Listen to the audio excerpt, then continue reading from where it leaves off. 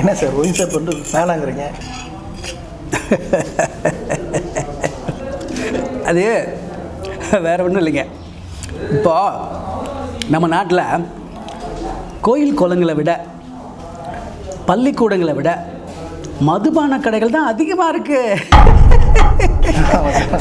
அதனால் சின்னவங்க பெரியவங்க ஆம்பளைங்க பொம்பளைங்க வயசு வித்தியாசம் இல்லாமல் உறவு வித்தியாசம் இல்லாமல் எல்லாரும் குடிக்கிறாங்க. முன்னையெல்லாம்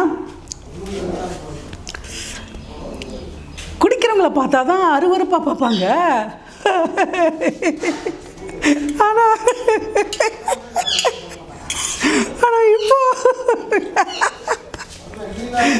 குடிக்காதவங்களை பார்த்து அருவருப்பாக பார்க்குறாங்க.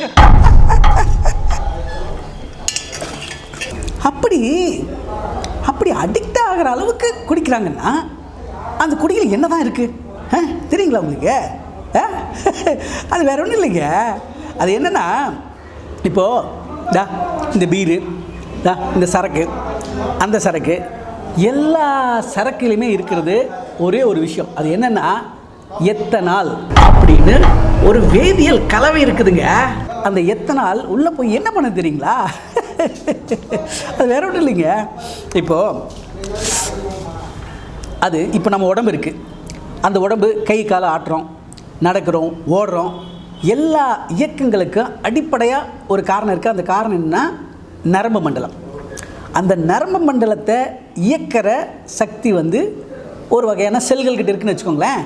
அந்த செல்களை நேரடியாக இந்த எத்தனால் போய் அட்டாக் பண்ணுதுங்க. அவ்வளோதான். அதை அட்டாக் பண்ணுறதுனால இந்த இயக்கத்தை தடை பண்ணுற வேலையை செய்யுதுன்னு வச்சுக்கோங்களேன். இப்போது வாய் குளருது, பார்வை மங்குது, அப்புறம் நடை தளருது. இந்த மாதிரியான இயக்கங்கள் எல்லாத்தையும் தடை பண்ணுது. அவ்வளோதான், வேற ஒன்றும் இல்லை. அதுக்காக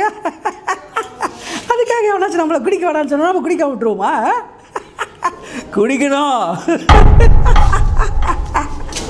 அப்படி குடித்தோம்னு வச்சுக்கோங்களேன், என்ன ஆகுதுன்னா அது மெதுவாக சும்மா கொஞ்சமாக இந்த கல்லீரலை அஃபெக்ட் பண்ணுதுன்னு வச்சுக்கோங்களேன். கல்லீரலுக்குள்ளே இருக்கிற அந்த பிளாடர் கொஞ்சம் வீங்கி போய் அது கொஞ்சம் அஃபெக்ட் ஆகும். அவ்வளோதான். அது அஃபெக்ட் ஆச்சுன்னா என்ன, ஆட்டோமேட்டிக்காக ஹார்ட்டையும் அட்டாக் பண்ணுதுன்னு வச்சுக்கோங்களேன். அவ்வளோதான், வேற என்ன போயிட போகுது? ஹார்ட் அட்டாக் பண்ணதுக்கப்புறமா அது அப்படியே கணையத்தை அட்டாக் பண்ணும், கணையம் அப்படியே கிட்னி அட்டாக் பண்ணும். அவ்வளோதான், மொத்த பாடியுமே அட்டாக் பண்ணி முழு பேஷண்ட் ஆகிடும்னு வச்சுக்கோங்களேன். அவ்வளோதான். அதுக்கு என்ன, அதுக்காக நம்ம குடிக்க விட்டுருவோமா? சொல்லுங்க. குடிங்க, எவ்வளோ குடிக்க வேணாம்னு சொல்லிடுவேனா?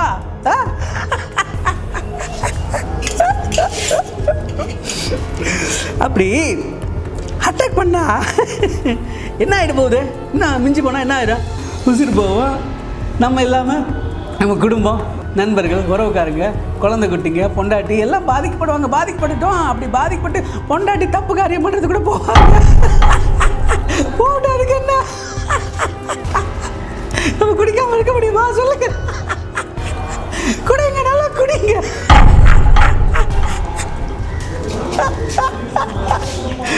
நல்லா குடிச்சு உசுர போனாலும் மசராச்சு.